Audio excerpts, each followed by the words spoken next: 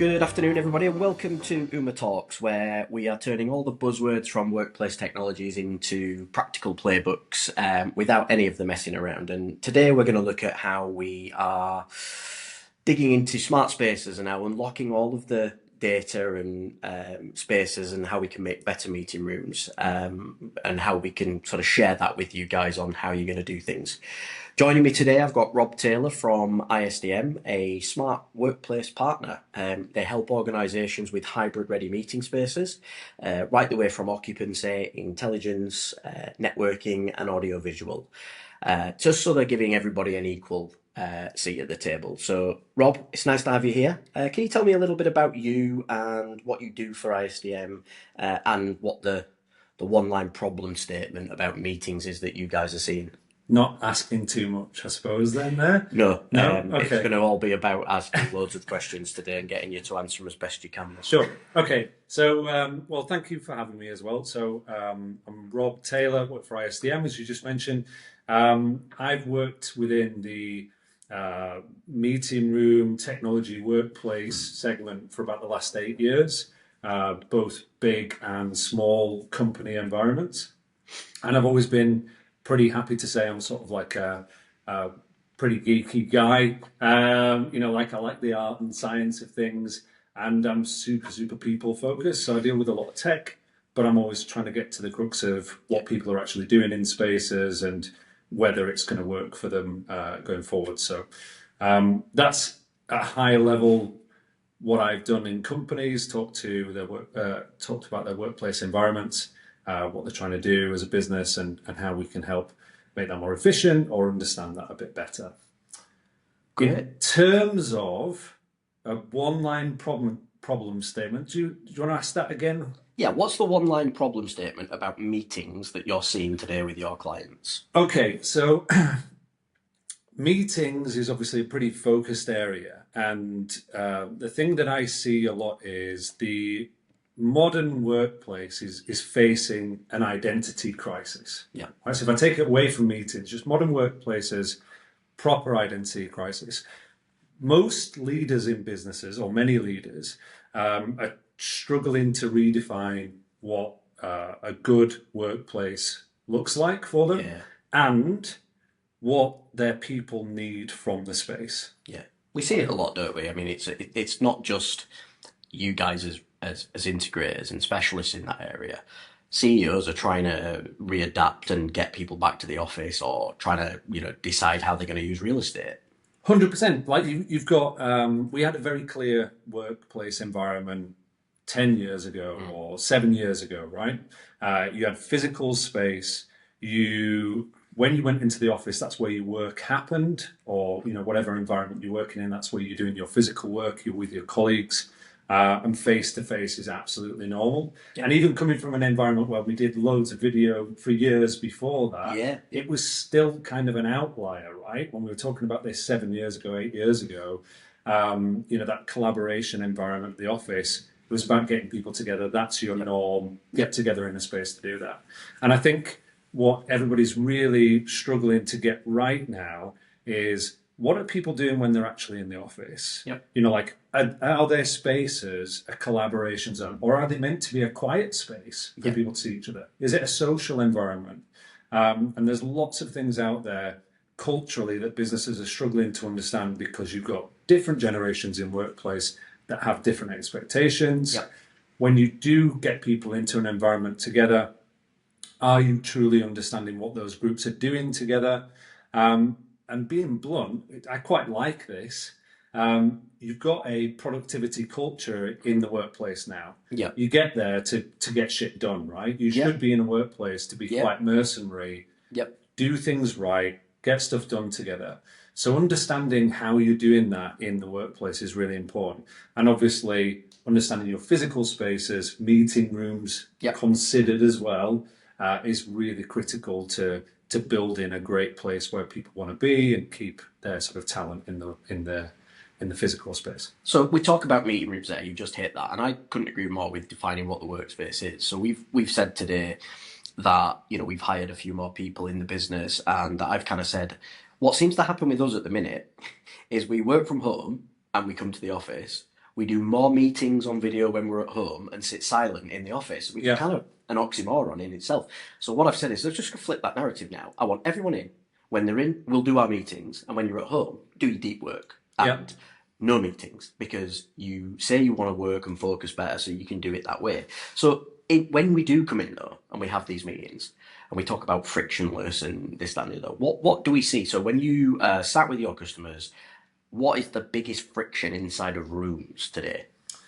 So the biggest frustration or friction is whether a company has set expectations of how people should work in that room. Yeah, Right? If you haven't got that in your company, if you've not got culture, then behavior, then tech, yeah, the third one is tech, right? We start trying to put tech in to go, hey, we put a massive conferencing suite in here, yeah, so everybody's just going to use that. No, people are going to fail when they go into that environment. yeah, And that's when you get super friction, right? You get people going into a space or not using that space. yeah, It's booked and they're not using it. yeah, Like understanding whether these things are actually happening there are really critical, right? So use of space and how well it's getting used when you get in there, massive, massive friction points. So where do ghost bookings and things like no-shows come in then? And we talked about not using the space. Yeah. Would that categorise in that area? Do you think? Yeah, definitely. I think again, we have to understand what's going on when we decide to pull people together, right? So if your business culture is like what you said, we're going to do 3 days in the office and you do deep work outside of that. Yeah. I mean, you've got a pretty well defined way of working. And Yeah. that's the critical process, right? And then when you have that, we come to the office because we want to get together and we want to do meetings, and that allows us to be productive. You put equipment into your environment that allows you to do that. So you talk about no shows and bookings. You'll design spaces like one we're in now, where you've got technology in there that allows you to just use a space ad hoc. Yep. So it gets booked out. Nobody's going to walk into that environment and interrupt that meeting. So it allows you to focus on Yep. productivity. Yep. Or somebody books something, something happens, they're not able to make it to the office that day, and you can put technology into that environment that frees it up for everybody to use that space again. Yeah. So the impact of no-shows or maxed out office spaces is down to how well you can actually use that data, right? Yep. So Yep. if you can see that and you have a workflow, an expectation that allows you to use your spaces, perfect. Yeah. If you can't see that, it's an absolute nightmare. Like I speak to people where they're going, yeah, we need to take on more space, more meeting rooms, or collaboration hubs because that's the cool tech that somebody wants to And is put that in there. that's the why? It's like, why do you need that? Yeah, Can you 100%. answer that question? Why is that something? Oh, it's because all our meeting rooms are booked out all the time, or like we can see that in the calendar. But if you go to the office, I will see office spaces where they've got bookings all the time. Everybody's saying they can't get a meeting room, and you see one person sat in a big room. Or you see, a booking that's for that space itself, and there's nobody in it. Yep. So if you can't free up your assets, you don't truly understand what you're using. That's going to annoy people as well. And from a business perspective, you're going to spend a lot of money on assets that you don't actually need. Completely agree. So does making the building and the space smart work? So like what types of things do you see as a smart building and what it can actually do? So a smart room. Is it about the kit that's in it? Or is it a mixture? I think that's for me, I think it's both, but like. I mean, if I'm being me and myself, right? So yes, for me, it needs good tech in it to work well. Yeah. Right? But that's because I come to work, I work in a techie environment, I speak to people on video every single day for hours a day. And when I go to their sites and speak to people face to face, I still go into their rooms to assess what they're doing and how they're using it, right? So for me, your meeting room environment has to have tech in it. And I think the reality is everybody's trying to understand what this collaboration space, hybrid working model needs to look like for them. So not only understanding what's getting used, but having the ability to use those rooms properly for what the business needs it to do is critical. And you can't do that without tech now. I agree. One of the things I said I'd probably end up going off piece from the things we've talked about here, and I think this is the next route that I'm going to go in, is we've talked about everybody's figuring out hybrid and space. Are we not past that? Is it not time to just go, well, actually, we've been figuring this out now?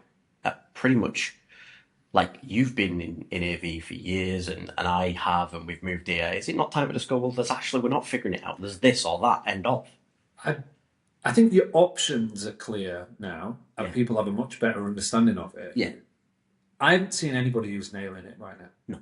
Right, and I speak to businesses Yeah. of all different Yeah. sizes, and it was quite good. I was speaking to one of my colleagues just this morning before I came in here. We went to a really nice flex co-working environment, right? Yeah. And we were like, "Oh, this is lovely, lovely space to be in, and it's kind of cool." Like it was a funky sort of environment in Manchester, and I was just like, "How do we know that that business that's running that space is getting what they want out of everybody working there?" Like, Yeah. we go and speak to individuals and employees all over the place where we've got the highest levels of stress going on in the workplace at the moment. You're seeing well-being rooms put into almost every corporate space at the moment Yeah. because people recognise Yeah. the pressure of work at the moment, and those physical spaces are important to being able to alleviate that. Yeah. Right? So that tells me that people have not nailed their physical working environment for understanding how people want to work. I would agree. So bringing it down to like, hey, have we got a great environment for booking and how we understand that? No, we've got loads and loads of tools at our disposal to understand that. But again, you have to go back to a business and understand what's your culture, Yeah. what's your productivity you're trying to get out of a workspace, whatever that looks like, and then define your tech around that. Yeah. And the problem that I'm seeing a lot of the time is it's a sticking plaster sort of fix that goes onto it. Hey, we want this tech. We want a booking system because we need to know how our spaces are being used. Yeah. So we just buy a booking system. But we haven't gone through the whole, how are you using your spaces? Yeah. What do you need to get out of them? And therefore, what booking system or what platform is going to work best for you in there? Or even what features you kind of need, because we talk about people and places being the kind of key thing. So Yeah. a workforce has got people and places. That's embarrassing that the phone's but hopefully, Get it carrying on, ring it. hopefully the AI in the podcast will take that out. But note to self, make sure that's not in the next time. So we talk about people and places, and then figuring out what you want to do in the places that you have for the people. And then what you can do is work backwards, like you say. And I think that's Yeah. the absolute right way. So when you're designing spaces then for kind of equality and things like that, how should rooms be set up? So remote people, for instance, one of the things that I wanted to mention was that do remote people, so say you're in doing your work, but one person's remote, do they get sidelined in the kind of productivity layer? I still think that's a massive problem. Now, that's been a problem that we've seen Yeah. for a long time. Yeah. But I think that people are comfortable that if they're remote, okay, there's been a big change in the last 8 years. Yeah, there has. In that people will put video on as standard. And that gets, you see loads of videos, people call them out. It's like, hey, stick your video on and you're on a beach or something. Like, frankly, I couldn't care less. no wrong with that. If Yeah. you're Yeah. delivering your job and you can do it from on a beach and you join meetings, crack on. Do Yeah, it. crack Like, on. I believe that as well. But that's going back to the point of being that productivity sort of output oriented culture, which Yeah. I think is actually a good thing as Yeah. long as you've still got inclusivity. Yeah. And the problem you've asked there is, are people being sidelined? Yes, because there's been a push and a lack of understanding of tech into physical environments for companies. And maybe the right decisions have not been made to get that seat at the table in there. Yeah. We downplay a lot of the social cues you get from sitting in a room, Yeah. right? And actually putting AV tech, meeting Yeah. room tech, workspace tech, whatever that is in there, you need to really think about how you're going to replicate that back to remote users because they're sat in every meeting you're going into. Yeah, and they either have the video on or they don't have it on. So with that then, what sort of camera and audio choices should you be looking out for? So let's give the listeners some free advice. Yeah. What should they be doing when they're designing a space, when they're looking at cameras, layout, all of those things? Okay. So you need to think about your bog standard room requirements first and foremost, Yep. right? Critically, okay, your video can be secondary in a meeting room environment outside of the social non-verbal cues that I've just said there. Your audio is the most important, and you can put the best microphones into a space possible, but if you've got glass walls around there, massive ceilings and so on, no acoustics in there, Yeah. it's going to sound bad. So the biggest piece of advice is nothing to do with what my company actually supplies and designs and talks about. Yep. It's go and speak to your architects, your fit out companies, and understand the power of good acoustics in a room. Because as soon as you have good acoustics, people feel closer into that environment. Okay. Yeah. And then secondarily, it's simple things about layout. Video, there's lots of different ways of doing it, and you can have very one-on-one style cameras, whether it's like a Neat Center or Logi, Site do these things as well. You can have various different ways of getting personal framing going into a video call. And does that bring the inclusivity then for the far end? It can do. So what you get is you get like a really good understanding of the person that's talking. Yeah. But you also need to understand that wider view as well to get those social cues. So if you have a system that allows you to pick and choose based on the conversation that's going on, which typically will be more expensive, like that's going to allow you to get more natural conversation going into a space. But yeah, just number one, I'd break it down pretty simply like this. Think about your room acoustics and lighting. Go into your platform itself and what you want to get out of it. So make sure your system is designed for your main way of working.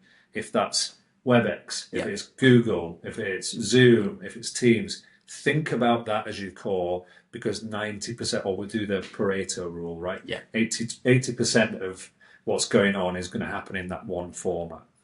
So what do teams or leaders typically underspend on when they're designing a room? Like, is it do they look at I need this platform? Yeah. And I always said this, and I thought that in this world now, because of the way these manufacturers market their product and talk about their product, your Neats and things like that, your Polys, your WebEx devices, Cisco, they're really good.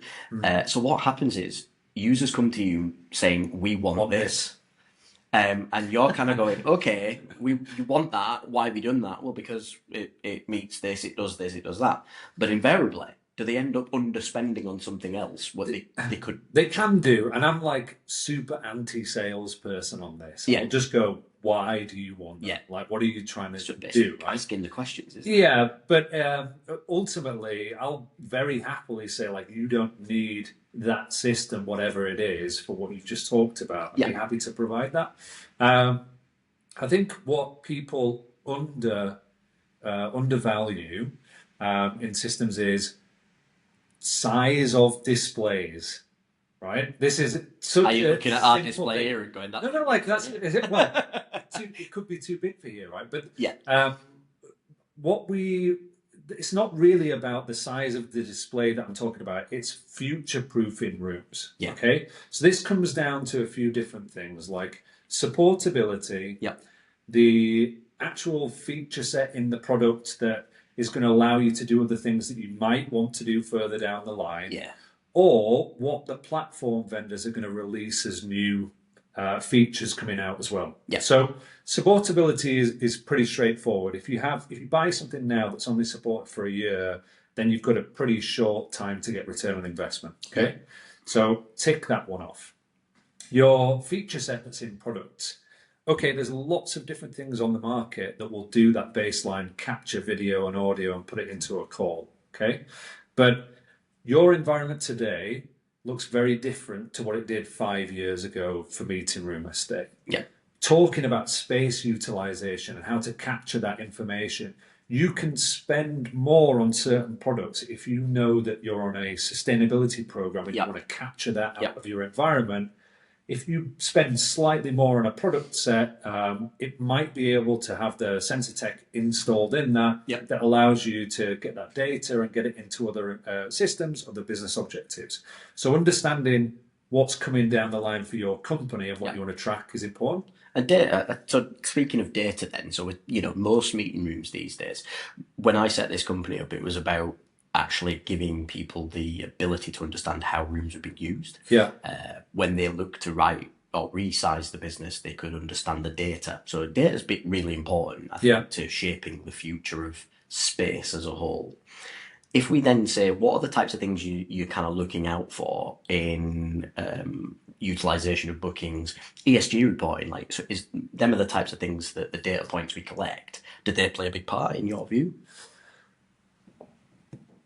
Is so in my view, in the workspace, no, because Right. my business is not really intrinsically linked into pulling environmental information back Yeah. into our business objectives right now. Yeah. But for lots of companies, yes, that's massively important, understanding Yeah. our space and what we can get out of some of the purchases.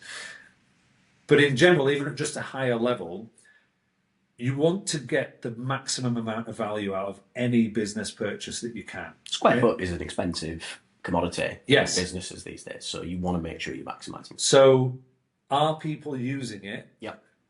What are we getting out of those people using it? This is like just for a business to understand that is critical. Yeah. And then if we purchase things to go into that space, Yeah. what can we then leverage out of those data into what are we doing to meet our ESG goals, right? What are we doing to understand whether the space is being used and how do we free that up? Like that's how you maximize value out of some of these systems.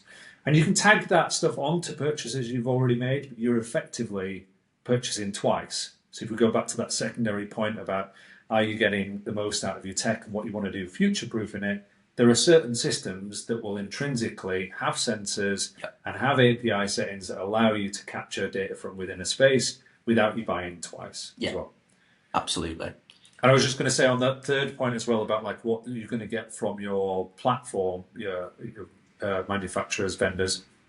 So like display sizes is something I talked about. Like people will just go, we just need a 50-inch display in that space because it's a pretty small room or something.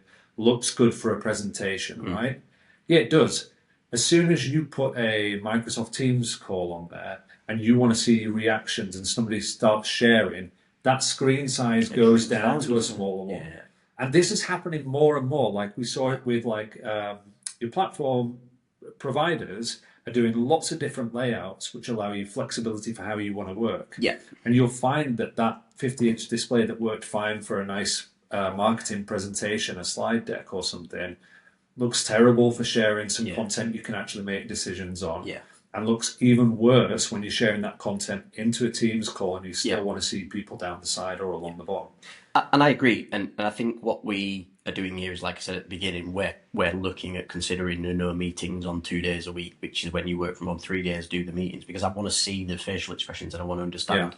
You know, if I say we're going to start doing this in the product, you know, one of our goals at the moment is to just completely 10x every year, and I need to know that the team are engaged and listening and being part of that. And if they're at home and I'm sharing a deck, I literally can't see the faces because I'm either on my laptop or I'm using something else. You don't have a dual screen setup at home? I'm not allowed one. My wife is like, this is our home. It's not like an office. Go to work. COVID's done. Go to the office. So yeah, I tend to just work. We do have a study, but it's kind of small and not really worth Don't worry about it, Steve. But yeah, I feel really inadequate now that I don't have a dual screen at home. But no, I can see what's going on and I can tell whether the team are interested or not. Is there a playbook that you give people for right sizing your rooms and what to do? Is there like a standard, or do you? So we do have design standards around like acoustics, lighting, table sizes and layout and things like that, because you don't want to put a standardized table in there if it's set for conferencing. You kind of want a table that's angled so you gets everybody at the right angle down the line. Coming down. So you're just making smart choices. So we have a standardized design guide around that, which usually I speak about day one when anybody's considering a project. I send that out all the time. They can use that with contractors and so on that they're working with to build the right size space. That design guide is really good actually, because if it is it kind of built into different size rooms, different No, use so it's cases it's it's or? around just general principles, lighting, acoustics, setting up for video, dependencies that you need to go in. Power and data dependencies are massively important for businesses now and what you can do in a space. Yeah. I mean, they always have been, but understanding how tech's going to change that is A important. lot of things are going to be coming over the network using PoE, lighting, desk power. We're seeing a lot of that in the intelligent building space as a whole. Yeah. These buildings are linked together in everything that we do as a smart building, kind of intelligent building provider. Um, what what is one of the metrics that you would give to a leader in an organization to monitor and understand weekly? Um, I think understanding how your physical spaces are being used. So, as a metric, um, I'd want to know that the bookings that were going on for my meetings were actually taking place, Yeah, number one. yeah, And then you can get into the efficiency of those bookings as a secondary thing, yeah, right? yeah, Now, you can get that from lots of different places, but you need to really trust that data that comes through. So, our physical spaces being booked and used is yeah, the number one metric to understand. And yeah, if you've got high utilization of spaces, then you know whether you need to spend more because you've not got the right yeah, environment for your staff to produce the work they need. And if you've got a low utilization of those spaces, and that's the truth, yeah, then obviously you can look at how you can save money across your spaces or what the impact of putting in place different types of working environments would be. yeah, So one of the things I spoke about is like right at the start, how are people actually working and what is the office used yeah, for, yeah, right? So you can have loads of bookings and it be maxed out, but if it's one-to-one style meetings and you've got a lot of large spaces, you're not using that effectively. But once you understand that, once you understand the true reality of whether your spaces are being used as per the bookings, then you can get into the have we got the right type of space as well. yeah.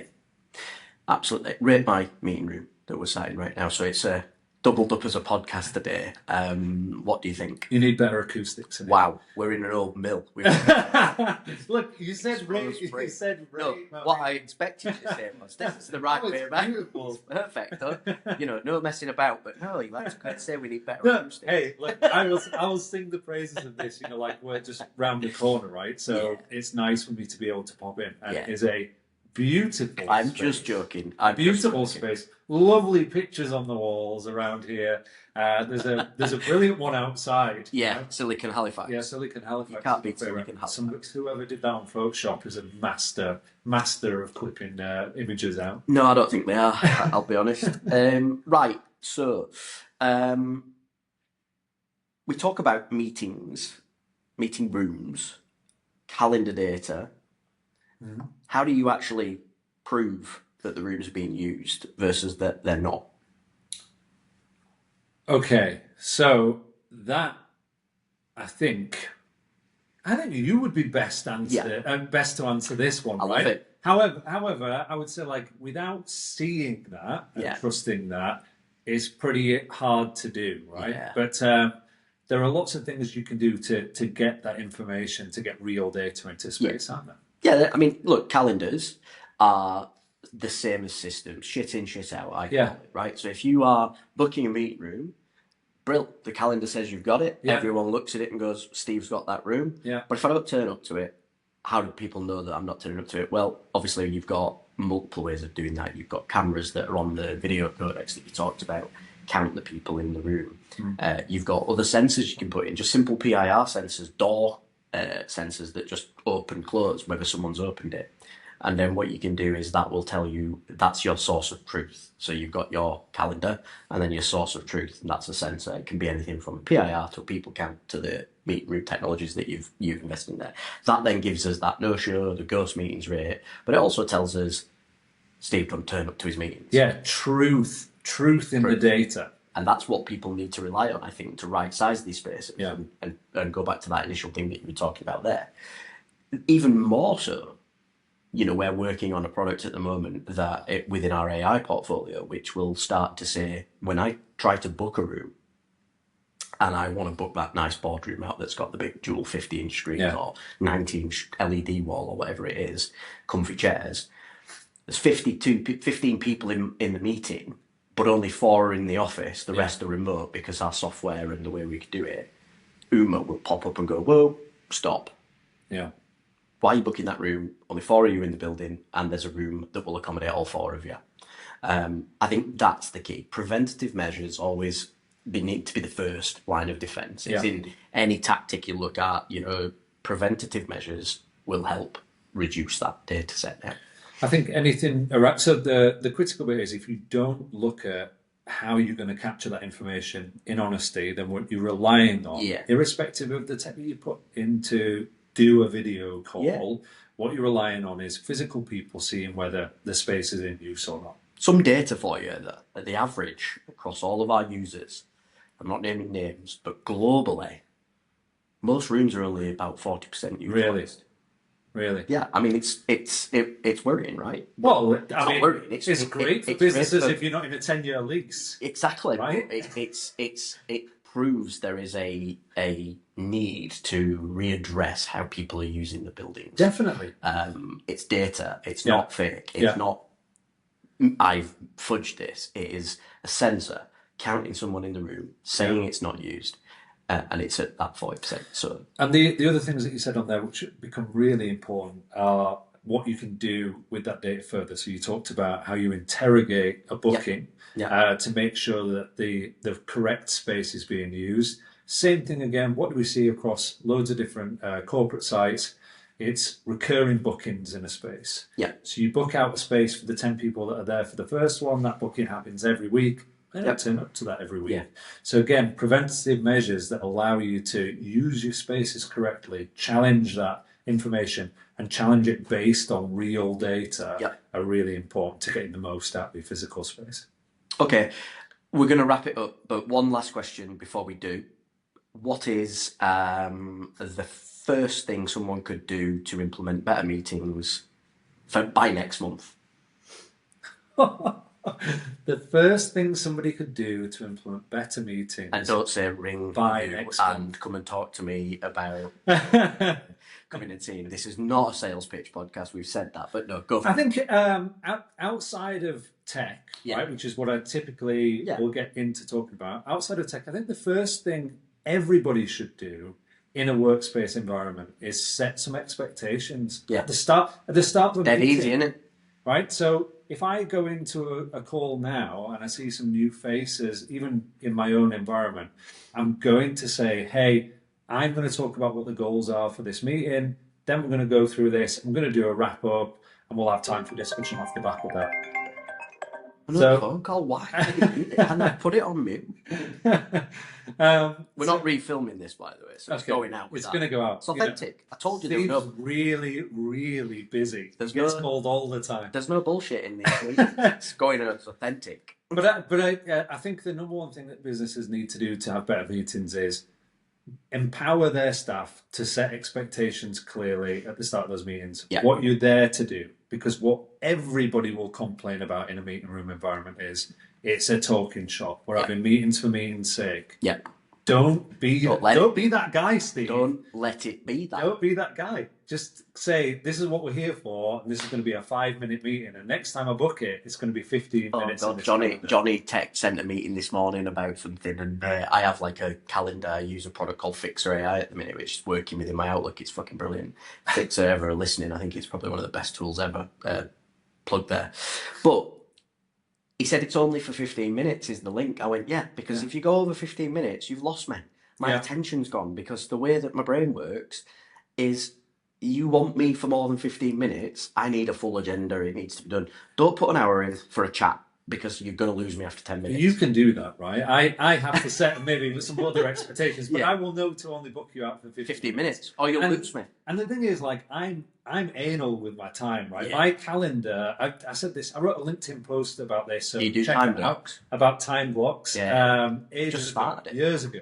And it just in my standard calendar, I color code everything. I put all my personal stuff in there. And the first thing I do when I'm coming into a new environment is I go into my calendar settings and I open view my calendar for everybody in the business to see. Because if I'm going to get a massage on a Wednesday afternoon, yes, I do that. Then, like once a month, that's my me time. So look, I absolutely love it. I'm laughing, but we should go for the sauna and that's fun. Exactly. Yeah, great. I want people to know that's what I'm doing, and therefore, if they contact me and go, "Hey Rob, I've seen this is happening in your diary, your kids or whatever. I really need this from you." I actually really respect that, and that allows me to give my time better to other people. So again, expectation saying number one way to have more meaningful meetings. Brilliant. Absolutely fantastic. Right, we'll wrap it up there. Thank you for coming in. Sorry for the 2 phone calls.